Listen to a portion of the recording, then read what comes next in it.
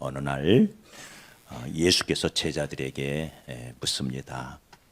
사람들이 나를 누구라 하느냐?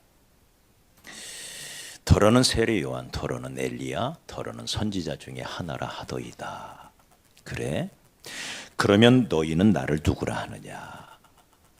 이제 제자들에게 묻습니다.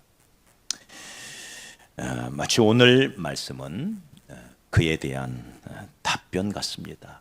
예수님은 누구실까? 첫째는 여기 1절 말씀에 보니 태초에 말씀이 계셨다.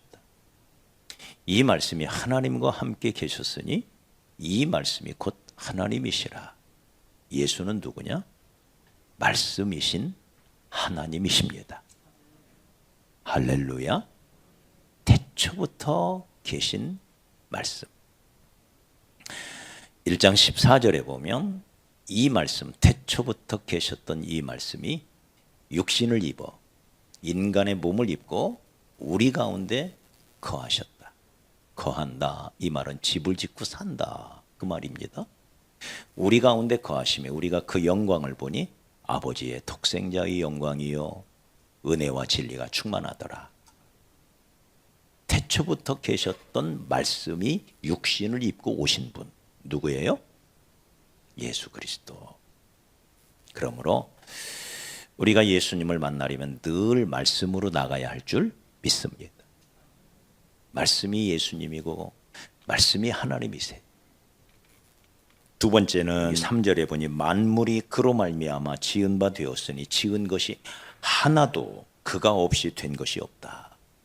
온 우주 만물을 지으신 창조주 하나님, 그분이 예수님이라는 거예요. 믿습니까? 네.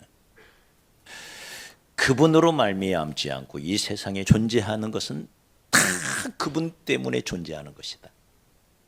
저와 여러분도 그분이 지으셨습니다. 그래서 예수님이 우리의 창조주가 되시고 우리를 지배하는 우리의 주인이요 우리의 왕이 되시는 것입니다. 그런가 하면 여기 4절에 보니 우리 예수님이 누구시냐? 그 안에 생명이 있었는데 태초부터 계셨던 말씀 안에 생명이 있었다. 그래서 말씀이 생명도 되는 거예요. 네. 그래서 말씀은 주의 말씀은 살았고 운동력이 있다. 살아있는 말씀이에요. 그 생명이신 말씀이신 생명이 그분 안에 있었는데 이 생명은 곧 사람들의 빛이라 그랬습니다. 네. 그러면서 여기 오늘 말씀에 보면 여기 9절에 보니까 그분은 빛인데 빛 중에서도 무슨 빛? 참빛이라. 참빛. 참빛. 네. 진정한 빛, 참된 빛, 영원한 빛. 이분이 바로 우리가 섬기는 예수 그리스도이신 것입니다. 요한일서 1장 5절에 보니까 우리가 그에게서 듣고 너희에게 전하는 소식은 이것이니 곧 하나님은 빛이시라. 그에게는 어둠이 조금도 없으시다. 네. 어두운 요소가 조금도 없대요. 빛으로 충만하신 분, 그분이 바로 우리 하나님이시라는 이야기입니다. 믿습니까? 여러분, 이 세상에는 빛으로 가장하는 것들이 많아요. 특별히 성경은 마귀를 가리켜 그도 광명의 천사로 가장한다 그랬어요. 빛의 천사로 가장한대. 네. 그러나 마귀에게는 빛이 없습니다. 속임수일 뿐입니다.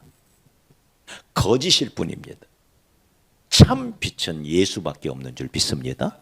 그러므로 예수를 바라보고 예수를 의지하고 세상 것에 속지 마시고, 네, 하나님이 아닌 다른 것에 속지 마시고, 빛 아닌 빛으로 가장하는 것들에 속지 마시고, 진정한 빛, 참 빛, 영원한 빛, 우리에게 생명을 가져다주는 빛 대신 예수 그리스도만 바라보는 우리 성도들이 되기 주의 이름으로 축복합니다. 자, 빛이 뭐예요? 빛이 빛은 생명이라고 말합니다. 생명의 빛. 어두운 세상은 죽음의 흑암에 갇혀 있는 세상입니다. 그 세상에 생명의 빛을 주러 오신 분, 그분이 예수라는 거예요. 우리가 출애굽 사건을 보면 어두움의 땅, 저 애굽은 흑암으로 가득했다 그랬습니다. 그러나 하나님이 다스리시던 하나님의 백성들이 거하는 고센 땅은 밝은 빛으로 가득했다 그랬어요. 네? 어두움과 빛, 흑암과 빛, 이 세상에는 그렇게 두 가지 세상이 있는 거예요.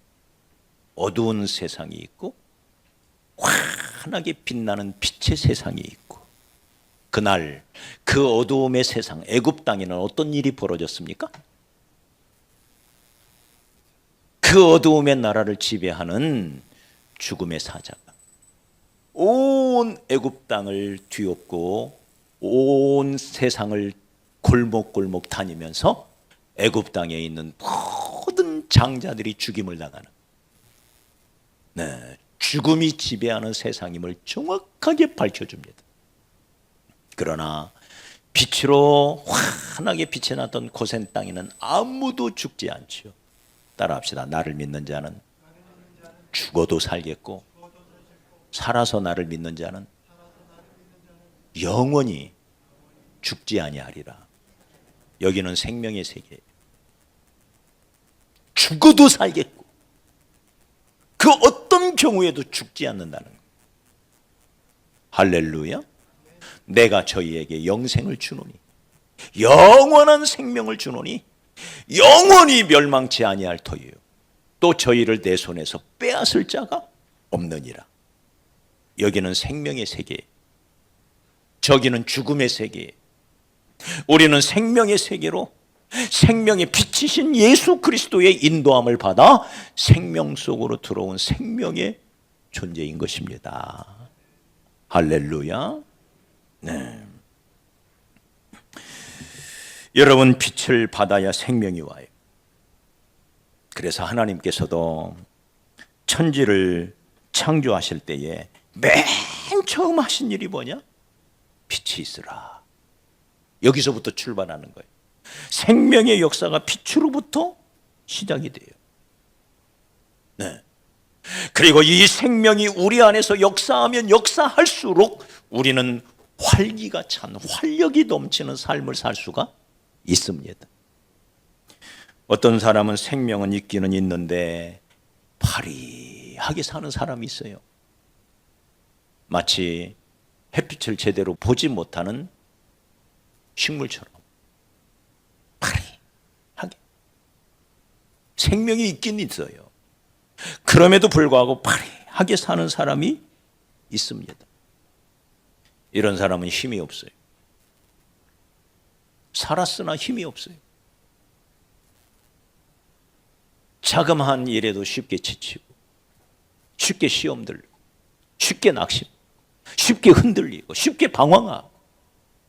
왜? 그 생명이 그 안에 충만하게 거하지 못하기 때문에 그렇습니다.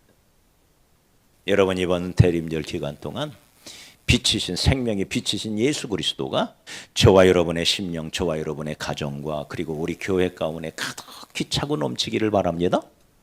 빛을 받으면 생명이 넘쳐요. 활기가 차고 넘치는 거예요. 네.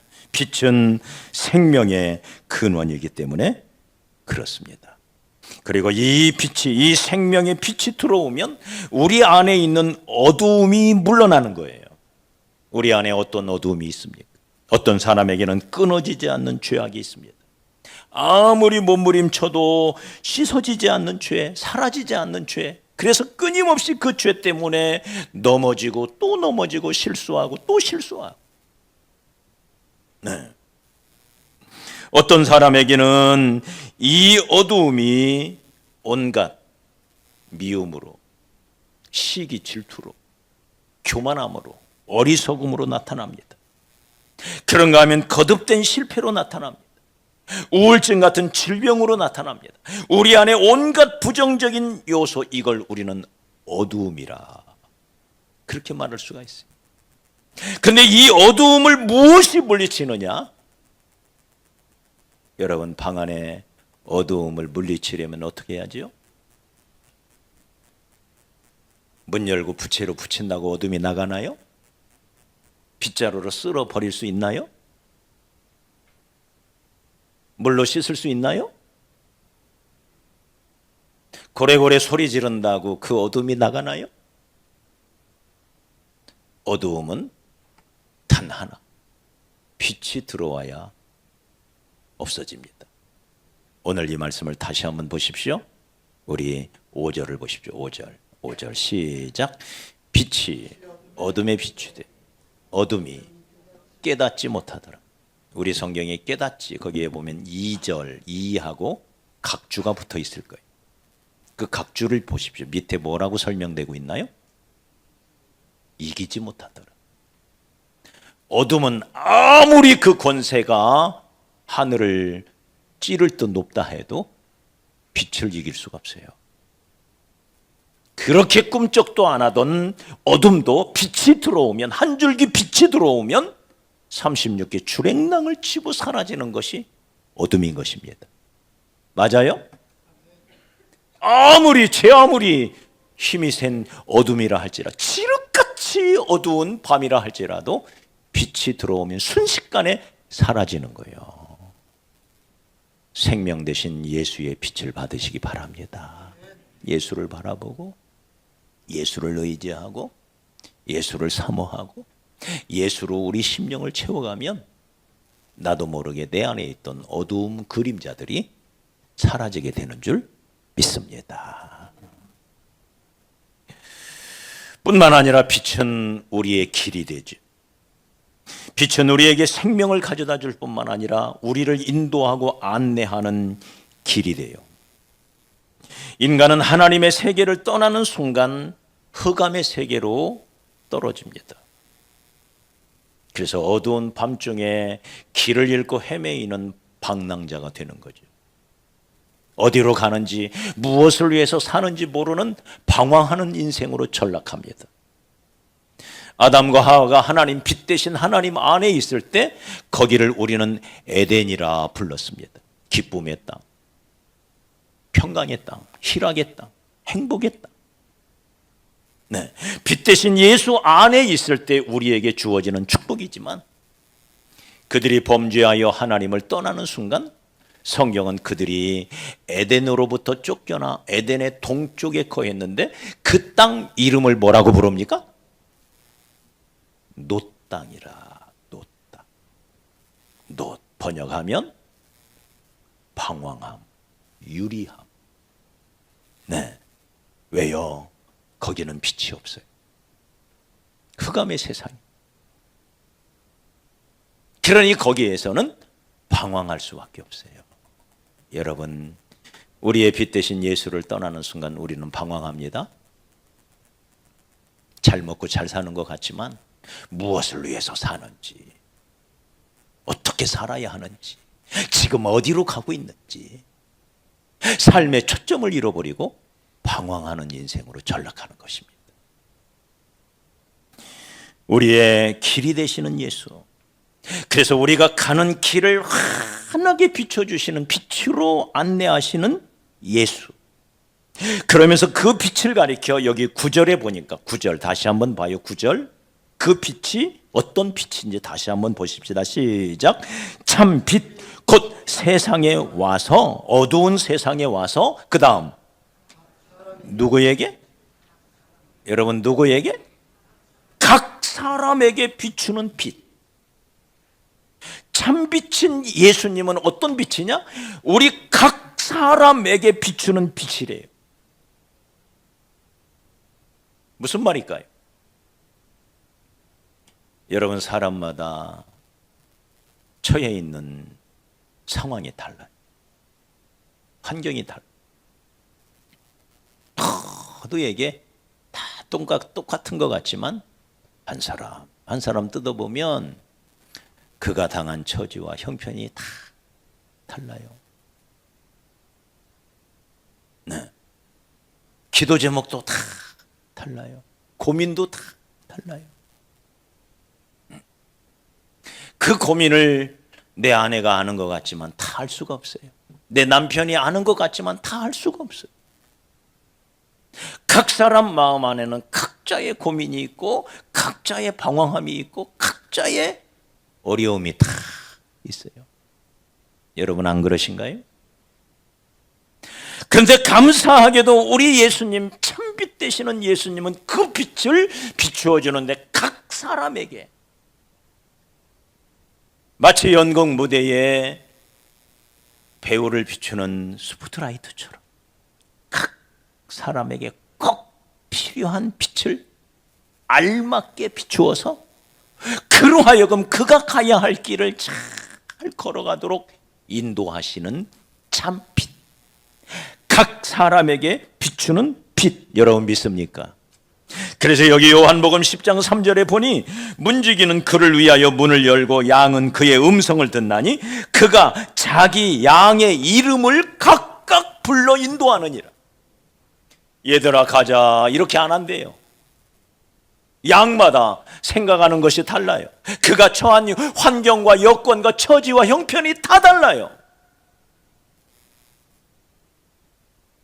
각각의 이름을 불러가면서 민용아, 정수가 이름을 부르면서 가자. 할렐루야. 그분이 내 이름 아실까요? 아실까요? 네, 내 이름을 불러서 내가 가야 할 길, 내가 있어야 할 그 자리로 나를 인도해 가시는 분. 각 사람에게 비추는 참빛. 여러분, 그분이 나의 길이 되시는 것입니다. 그런 주님을 우리는 어떻게 해야 합니까? 그 주님을 우리 마음속에 온전히 모시고 살아야 할 줄 믿습니다. 그분이 자기 땅에 왔지만 자기 백성조차도 예수님을 많은 사람들이 받아들이지를 못하고 거절을 했습니다. 결국 유대인들에 의하여 자기 백성이라 일컬었던 그들에 의하여 십자가에 못 박혀 죽임을 당하는 많은 사람들이 예수를 거절했습니다. 그러나 여기 12절에 유명한 말씀이 있죠. 영접하는 자, 받아들이는 자, 받아들이는 자, 곧 그 이름을 믿는 자. 네, 믿는다는 것은 받아들이는 거예요. 인정하여 시인하여 받아들이는 거, 영접하는 것을 우리는 믿는다고 하는 거예요. 아멘 하여 받아들이는 거예요. 그렇게 영접하는 자들에게는 하나님의 자녀가 되는 권세를 주셨으니 손에 후레쉬만 들고 다니면 뭐합니까? 환하게 켜서 그 빛을 활용해야지요. 예수라는 빛이 나에게 있지만 그 빛을 활용하지 못한다면 내게는 그 빛 때문에 오는 생명이, 그 빛이 안내하는 길이 어두울 것입니다. 여전히 그 빛을 우리는 잘 활용해야 할 줄 믿습니다. 오늘 1절에 예수 그리스도를 말씀이라 했습니다. 그러면서 그 예수가 빛이라 했어요. 말씀의 빛이죠. 말씀의 빛. 그러므로 우리가 매 시간 하나님 앞에 나와 예배를 드리는 이 시간은 어떤 시간이냐? 빛 대신 주님을 만나는 시간입니다.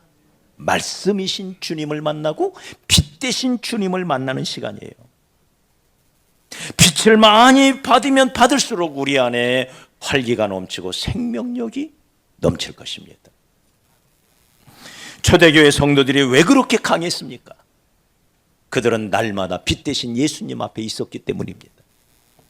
그들은 성전에 있든지 집에 있든지 그들은 하나님을 예배하는 예배자로 살았다 그랬습니다. 예배가 뭐냐? 빛 대신 예수님을 만나는 거예요.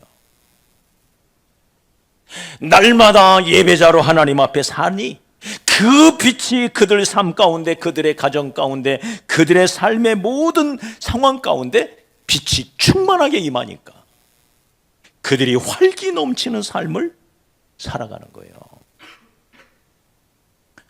세계에서 가장 맛있는 과일이 어디에서 나오나? 저는 대한민국인 줄 알았어요. 한국 과일 얼마나 맛있어요? 그랬더니 세계에서 가장 제일 좋은 과일은 미국의 캘리포니아에서 나온대요. 네. 왜 그러냐? 물이 좋아서? 아니면 토양이 좋아서? 그게 아니고 거기에 일조량이 가장 많대. 빛이 가장 많대. 그 많은 햇빛을 받으니 그렇게 싱싱하고 달콤한 과일이 나오는 거예요. 여러분, 날씨가 흐리고 비가 많이 오면 거기에는 병충해가 들끓습니다. 네.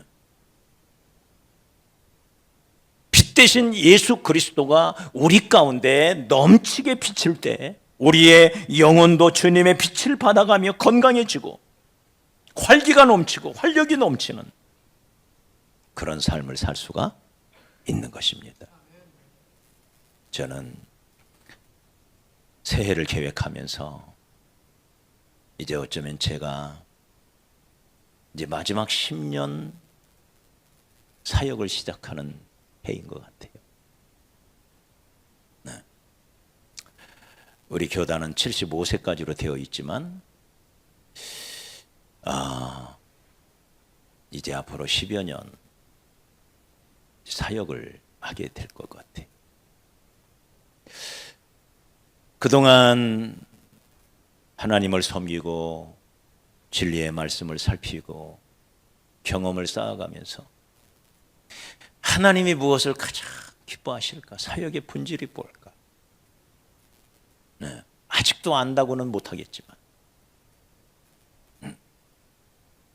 그러나 어렴풋이나마 잡히는 것들이 있어요. 주님이 원하시는, 우리 주님이 기뻐하시는 게 이런 거겠군. 조금. 여러분, 우리는 언제나 본질로 돌아가야 돼요. 빛 대신 예수 앞에 서지 않고는 우리는 방황할 수밖에 없어요. 무기력증에 시달릴 수밖에 없어요. 조금만 움직여도, 조금만 봉사해도, 조금만 헌신해도 피곤해서 견딜 수가 없어요. 그래서 시험들, 그래서 낙심하고, 그래서 원망하고, 무기력증에 시달려요. 왜? 그 안에 빛이 없으니까 영혼이, 삶이 피폐한 거예요. 파리한 거예요. 초대교회 성도들이 날마다 복음을 증거하며 그 많은 핍박에도 불구하고 그 악한 마귀의 역사에도 불구하고 담대하게 싸우며 나갈 수 있었던 그 생명력이 어디서 나오느냐? 빛 대신 예수 그리스도 앞에 날마다 섰기 때문에 그렇습니다. 여러분, 우리가 진정한 예배를 회복해야 됩니다.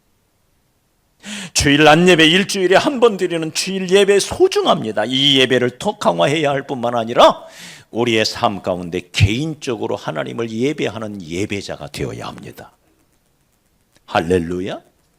빛 대신 예수님을 만나야 된다, 그 말이에요. 그렇지 않으면 우리는 껍데기만 남아있는 무늬만 크리스천인, 네, 피곤하여 무기력증에 늘 시달려야만 되는, 그래서 악한 마귀와 싸우는 십자가 군병답게 활기찬 삶이 아니라 늘 무기력증에 시달려서 조금만 움직여도 피곤하고 심지어 아무것도 안 해도 피곤하고, 이렇게 피곤한 인생을 살아야 하겠습니까? 주님은 우리에게 약속하십니다. 오직 여호와를 앙망하는 자, 네, 그리야 우리 하나님을 바라보며 하나님 앞에 바로 서 있는 자, 그는 걸어가도 피곤치 아니하고 달려가도 곤비함이 없으리라. 심지어 독수리의 날개를 주사 저 높은 하늘을 날아가게 하신다고 주님은 약속하셨습니다. 우리가 예배자로 서기를 원합니다. 할렐루야. 참된 예배자로 서기를 원합니다. 가정에, 개인의 삶 속에서도 우리의 어린 자녀들을 우리가 키워가고 있습니다. 어떻게 키워야 할까요? 여러분, 제 경험으로 볼 때 장담하건대 어린 자녀들의 삶 속에 큐티가 없으면 어린 아이들이 제대로 주님을 섬길 수가 없습니다. 사춘기가 되고 나이가 들면서 그들 속에 세상이, 육신이 밀물듯이 찾아 들어올 때 이겨내지 못해요. 어려서는 그 순수한 영혼이 엄마의 손을 잡고 우리 하나님 앞에 나와 예배 잘 드리는 것 같지만 착각하지 마십시오. 저들이 개인의 삶에서 각각 비추는 빛 예수 그리스도를 만나지 아니하고는 신앙생활은 껍데기에 불과합니다. 종교 생활에 불과합니다. 무늬만 크리스천이 됩니다. 그들에게 밀려 들어오는 그 거친 파도를 이겨낼 수가 없습니다. 그래서 조금 나이가 들면 엄마 말 듣나요? 아빠 말 듣나요? 안 들어요. 썩은 나무 토막처럼 쓰러져 가는 것입니다. 예배가 회복되어야 할 줄 믿습니다. 내년 2024년을 제가 계획을 하면서 집중해야 할 것, 우리 성도들이 개인적인 예배자의 삶, 예배자로 하나님 앞에 서자. 할렐루야. 주일에뿐만 아니라 평일에도 주님 앞에 서서 진정한 예배자로 드려지는, 그래서 하나님과의 1대1의 관계가 맺어지고, 그래서 우리의 삶 속에 주님과 동행함이 있는, 주일날 예배 올 때만 주님 앞에 기도함으로 끝나는 게 아니라 내 삶 속에서 주님과 동행하고 주님 손 붙잡고 걸어가는 인생, 주님과 동행하는 인생으로 나아가는 우리 성도들이 되기를 주의 이름으로 간절히 축원합니다. 그때 힘 있는 인생을 살 수가 있어요. 걸어가도 달려가도 피곤함이 없는 인생을 살 수가 있어요.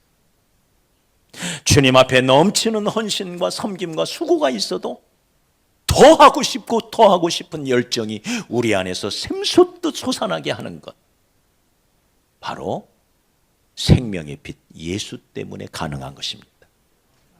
할렐루야. 우리 그런 신앙을 꿈꾸십시다. 생명력이 넘친. 네.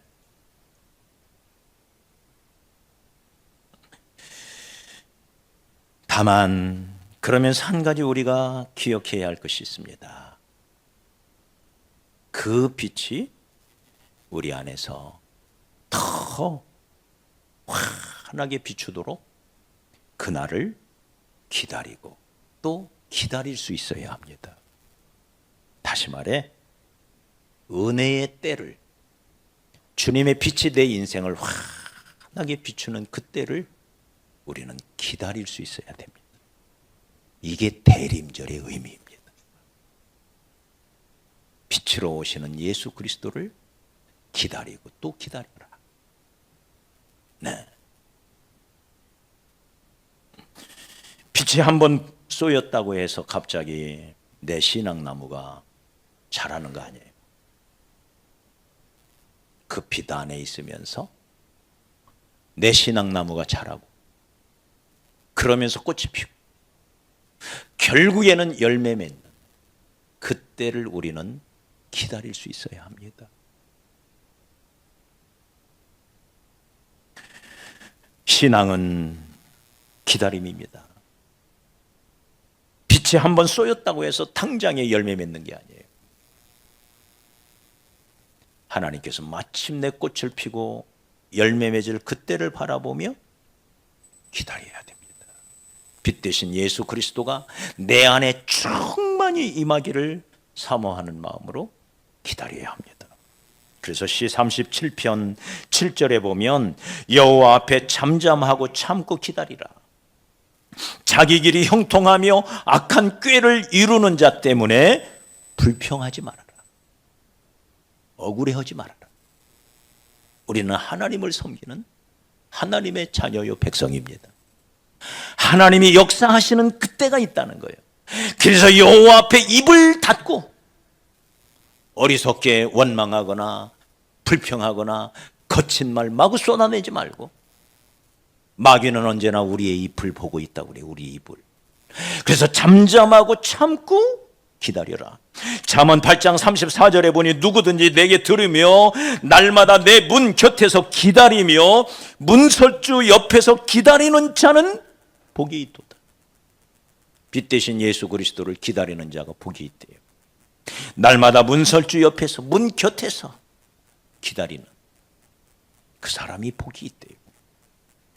하박국 2장 3절에 보니 이 묵시는, 이 말씀은 정한 때가 있나니, 말씀이신 하나님이시지만 그 말씀이 이루어지는 때가 있다는 거예요.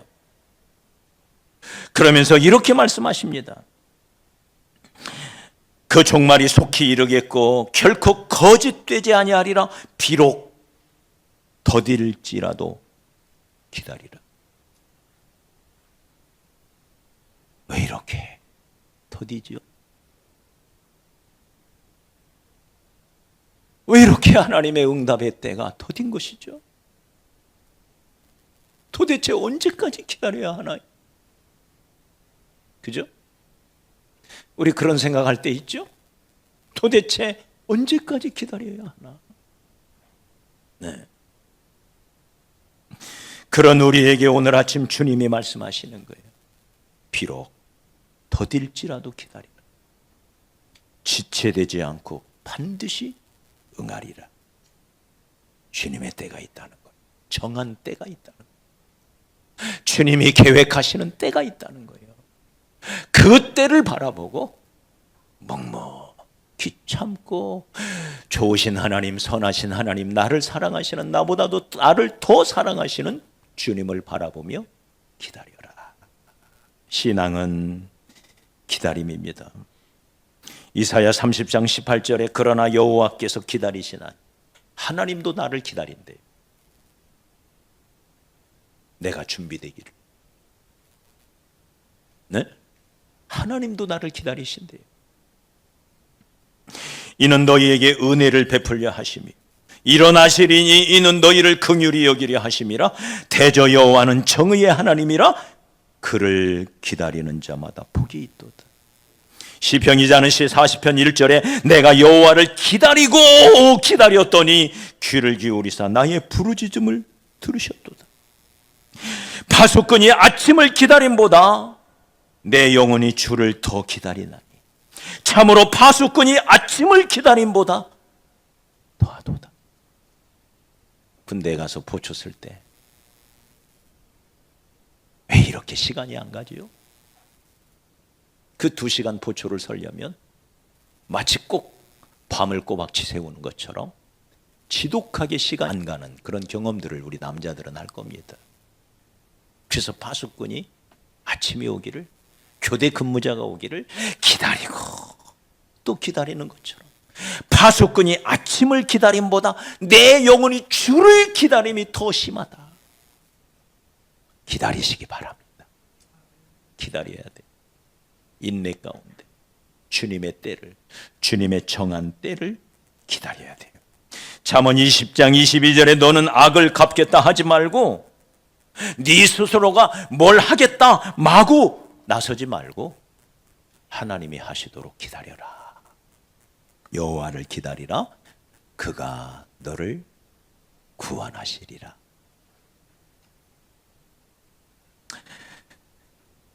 하나님의 약속을 믿고 기다리십시오. 아브라함은 30년을 기다려요. 70세에 부름을 받아 100세까지 기다려요. 모세는 40년을 기다려요.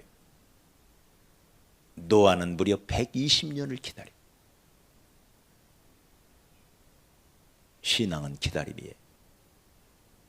하나님은 우리에게 복을 주시는 분이시지만 복을 현찰로 주시지 않아요. 약속으로 주세요. 거기에 우리의 믿음이 필요한 것입니다. 따라합시다. 하나님은 약속을 복으로, 다시 하나님은 복을 약속으로 주시고 그 약속을 믿고 기다리는 자에게 그 약속을 지키심으로 복을 주시는 분. 이분이 우리 하나님, 언약의 하나님. 그래서 하나님은 말씀이신데 이 말씀은 다 약속으로 되어 있는 거예요. 그 약속을 믿고 기다리시기를 주의 이름으로 축복합니다. 성경에 보면 기다리다가 실패한 사람들이 나와요. 처음에 아브라함도 기다리다가 잠시 참지를 못하고 하갈을 아내로 맞이합니다. 그래서 이스마엘이라는 아들을 낳아요. 첫 아들. 그런데 그 이스마엘 때문에 오늘날까지도 중동의 비극은 그 이스마엘 때문에 있는 겁니다. 지금도 이스마엘의 자손과 이삭의 자손 사이에 끊임없는 전쟁이 지난 4,000년 동안 계속되고 있는 거예요. 기다렸으면 이삭이 나오는데 기다리지를 못한 거예요. 그리고는 인간적인 수단 방법을 끌어들인 것입니다. 따라합시다. 서두르면, 급하면 이스마엘이 태어나고, 기다리면 누가 태어난다? 이삭이 태어난다. 기다려야 돼요.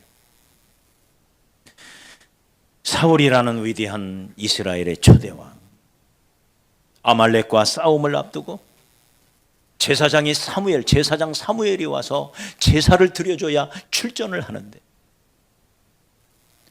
오기로 한 그 시간에 지체하여 오지를 않는 거예요. 기다리다가 지친 군인들이 흐트러지기 시작합니다. 얼마나 다급한 상황입니까? 그래서 더 이상 기다리지를 못하고 자기가 직접 제사를 드렸어요. 하지 않아야 할, 제사장만이 드려야 할 제사를 자기가 덜렁 드려버린 거예요. 이유는 충분하죠. 사무엘이 약속을 안 지켰으니, 오기로 정한 그 시간에 나타나지 않았으니, 군인들은, 백성들은 다 흩어져 나가는 이 위급한 상황에, 다급한 상황에 자기가 제사를 드려버린, 제사가 끝나자마자 그때 사무엘이 와요. 왕이요, 왕이 망령된 일을 행하였다. 기다렸어야 하죠. 왕이 하나님의 말씀을 버렸기에 하나님도 당신을 버렸습니다. 기다리시기 바랍니다. 기다리는 자의 소망, 바로 우리 예수 그리스도인 것입니다. 인간적인 수단과 인간적인 방법, 육신적인 수단과 육신적인 방법, 세상적인 수단과 세상적인 방법은 당장에 눈에 보이는 효과가 있는 것처럼 보이지만 결국 그것은 우리의 삶의 독약이 되는 거예요. 하나님이 하셔야 합니다. 하나님이 하시도록 하나님의 때를 바라보면서 기다리십시오. 그러면 우리 각 사람에게 비추는 참빛 되신 예수님이 결코 지체하지 않습니다. 하나님의 때, 하나님의 가장 좋은 방법으로 그분께서 우리의 삶을, 우리의 가정을, 우리의 사업장을, 우리가 가는 길을 환하게 비추어 주실 것입니다.